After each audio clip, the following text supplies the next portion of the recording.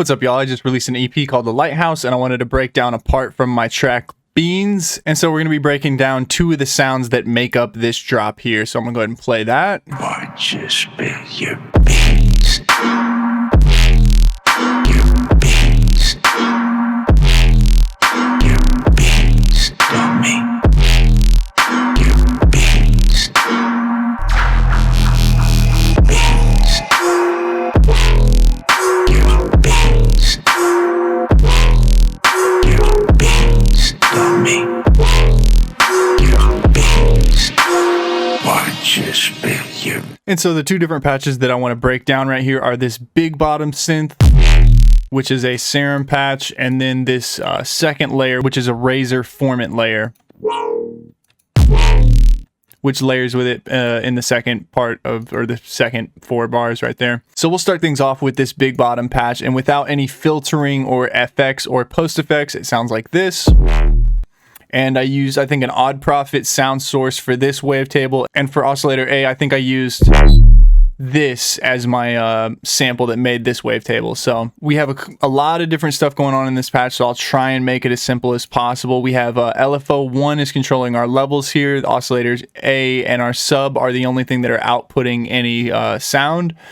And then oscillator B is a FM source that's not on for most of this track, and then it turns on later. Right, it starts like that, and then when the FM's turned on, this pink automation right here, then it adds that in. Then LFO2 here does a light little pitch drop, right, just very slightly adjusting the pitch there. Then LFO3 is going to control this wavetable position modulation. As you can see, since it's kind of curved downwards, it means it's favoring this section of the wavetable right here, which, as you can see, just kind of stalls it on these crunchier bits right here. It just gives it more time in that area. Then LFO4 controls our filter, so I'll turn that on. It's a bandpass with a notch that comes down to meet it, right? Resonance gets turned up at the peak. The drive's at about 50%. And what that ends up doing is just kind of giving more favor to these frequencies right here and just giving it a nice thick low mid-range. So then moving forward, we have a hyper dimension expander, just with the dimension expander turned on, really low size, and then LFO1 is controlling the mix on that.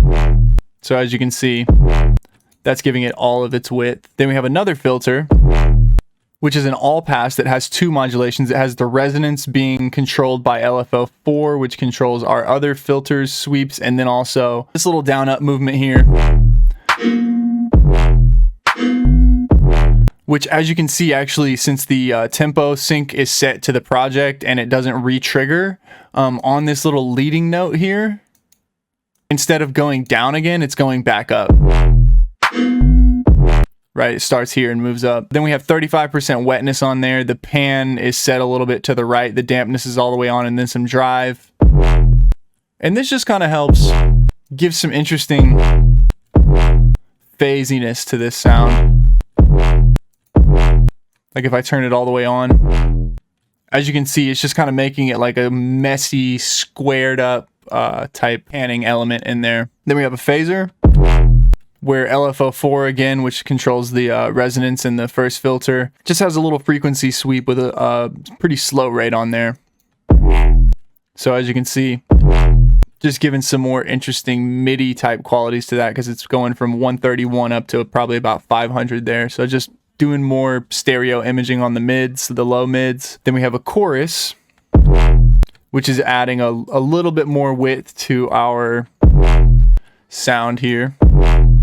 And then finally, a compressor, which really just slams it out, brings the bottom up, brings the mids, leaves them where they're at, and then leaves the highs where they're at. And then lastly, for the FM here, as you can see, this is not even doing anything until this is turned on. And once this switch is turned on, it controls, first of all, it's gating this LFO here, which you can do by LFO4 is controlling the warp on oscillator A.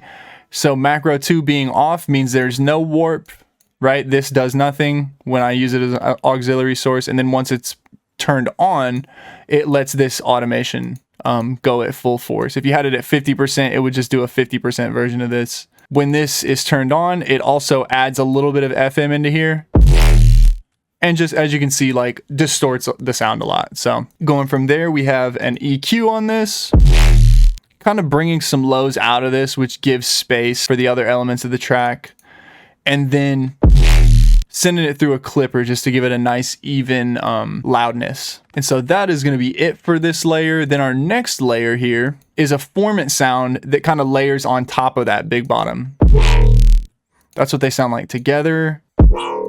And so what I did here was I pitched it down 48 semitones first. For our first oscillator here, we have this little envelope 2 bringing the sync rate up.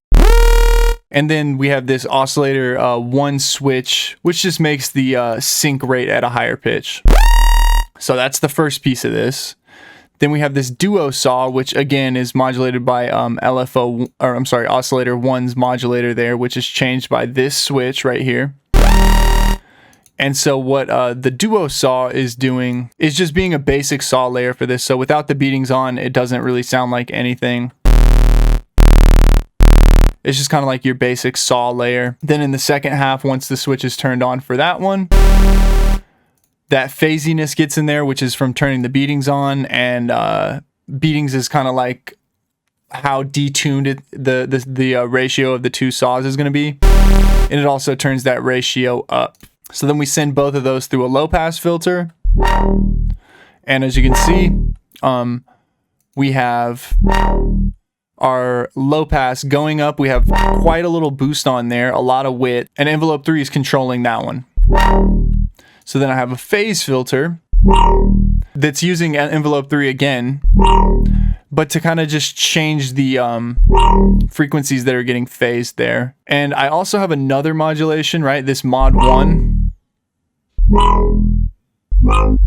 That, as you can see, it's just shortening the decay so that our envelope 3 is the shorter rate for the leading note here.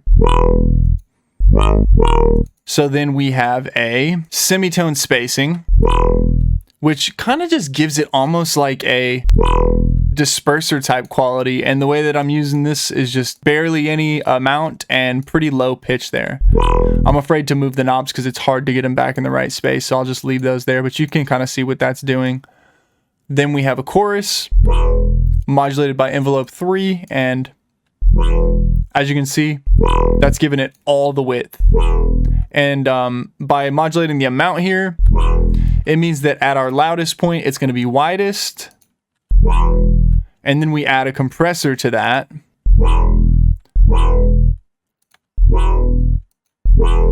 Which just kind of tones the dynamics in a little bit. And then lastly, just a high pass filter to cut out because we're layering it with something that already has a bunch of low end. And yeah, with that, that's going to do it for this one, y'all. Hope you got something useful out of this short little tutorial. Please go check out the EP if you haven't yet. And I will most likely do a full track breakdown on whichever track is the most liked track. So go support if you want to. If not, thanks for watching. I will see y'all in the next one.